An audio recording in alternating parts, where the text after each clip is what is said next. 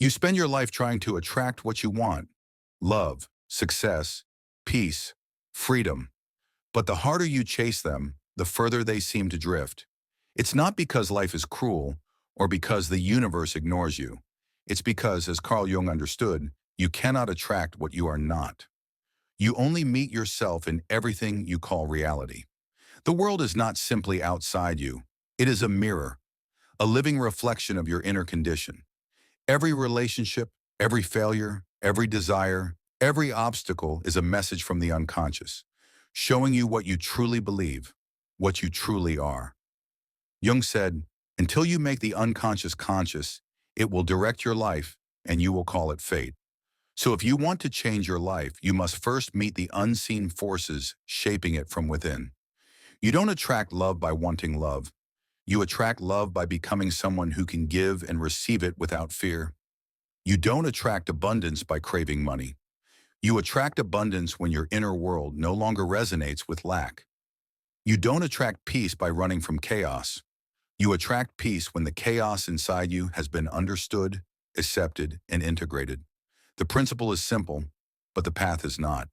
Because to become what you seek means dying to what you are not. It means facing the shadows that hide behind your desires. It means asking, why do I want what I want? What part of me believes it's incomplete? What part of me is trying to prove its worth? Jung knew that the conscious mind often wants one thing, while the unconscious wants something entirely different. The conscious says, I want love. The unconscious says, I fear intimacy. The conscious says, I want success.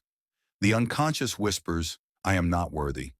The outer world obeys the deeper one. And so, you do not get what you ask for. You get what you are ready for. When you look at your life honestly, patterns appear. You meet the same kind of person again and again. You face the same financial struggles, no matter how hard you try to change. You repeat emotional loops that feel painfully familiar. These are not coincidences. They are projections. Your psyche recreates situations that mirror your unconscious beliefs, hoping you will finally see them. Imagine someone who grew up feeling unseen. As an adult, they might attract partners who ignore them, not because the universe is cruel, but because the soul is trying to reveal a hidden wound. Until they recognize that belief, I am invisible, and begin to see their own worth, life will keep mirroring it. Or someone who constantly worries about money. No matter how much they earn, they live in fear of losing it. That fear comes not from numbers, but from an identity shaped in scarcity. Their actions, saving excessively or spending impulsively, are both expressions of that same inner vibration. When they finally change how they feel about abundance, when they see wealth not as survival, but as energy, everything begins to shift. The same law operates in health. If your body's always tense, always in fight or flight, the mind has become your enemy. You may attract exhaustion, accidents, or illness that force you to slow down. But the body is not punishing you. It is speaking for the unconscious. It is saying, stop running from yourself. And in relationships, the principle is everywhere. You might say you want someone trustworthy, yet keep choosing the unavailable. You might want deep connection, but withdraw when it starts to appear. This is the unconscious defending its old identity. The part of you that learned love equals pain, or closeness equals loss. You can affirm all you want, but until you see and heal that story, you'll keep replaying it. That's the practical meaning of Jung's insight. Manifestation is not wishful thinking. It is psychological alignment. When your conscious intention and unconscious belief move in the same direction, creation feels effortless. But when they're in conflict, life feels like resistance. It's not that you're unlucky, it's that part of you is still at war with itself. So how do you change it? Not by force, not by pretending to be positive, but by honest self-observation. Notice the emotions that accompany your desires. When you think about success, do you feel expansion or fear? When you imagine love, do you feel openness or anxiety? Those feelings reveal the real vibration you're sending into the world. They show what the unconscious still believes to be true. If you want to manifest wealth, work on the part of you that believes you don't deserve ease. If you want love, Face the part of you that fears rejection. If you want peace, meet the part that thrives on chaos. Every area of life you struggle with is an invitation to bring the unconscious into light. You don't need to destroy those parts. You need to understand them. Because once the unconscious is seen, it loses its power over you. Awareness dissolves repetition. And from that space of clarity, you start to act differently. Not out of fear, but from authenticity. And life responds to that shift instantly. Every desire carries a shadow. Behind every longing is a story. You might desire wealth because you grew up feeling powerless. You might crave validation because you once felt invisible. You might chase spiritual awakening because you secretly want to escape yourself. The unconscious hides within these motives, shaping your choices and attracting the exact situations that reveal your unresolved patterns. Not to punish you, but to free you. Reality reflects not your wishes, but your frequency. And frequency is not changed by force. It changes through awareness. When you see the pattern clearly, without denial, something shifts. The energy that was locked in repression begins to move again. You no longer project your inner wounds onto the outer world. You begin to integrate them. And in that integration, your vibration changes. You start to become what you wanted all along. It's not about affirmations or pretending. You can repeat words all day. I am rich. I am loved. I am peaceful.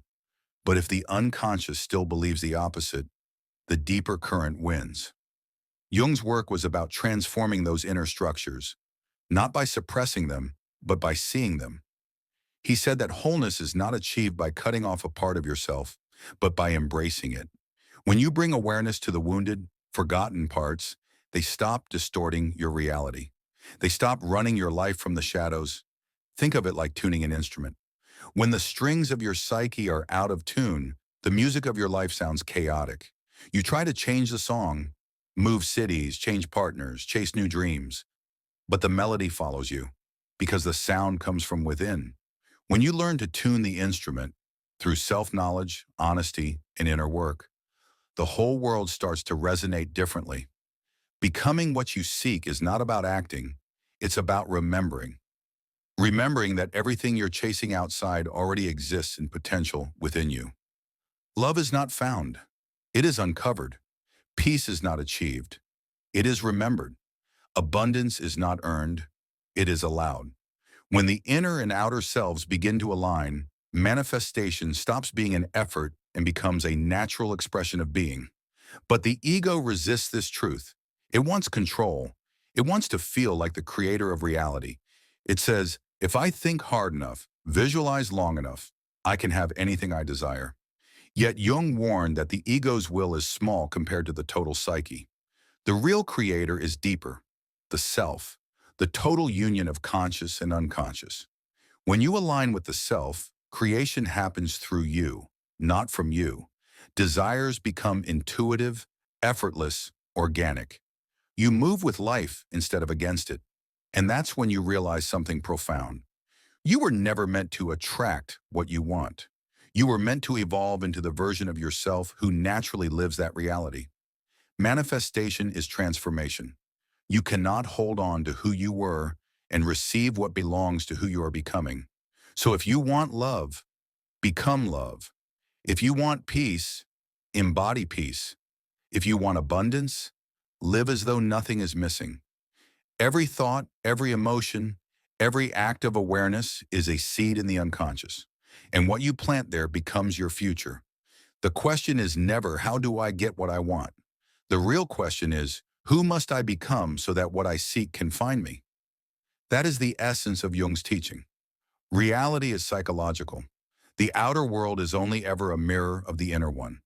When the mirror changes, the reflection follows. So stop chasing and start becoming. Stop asking for light. Become the light. Stop asking for love. Radiate it.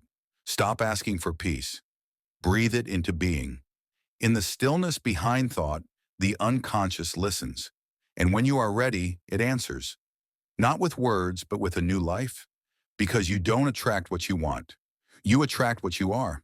And when you finally become it, effortlessly, quietly, naturally, The universe has no choice but to reflect it back to you.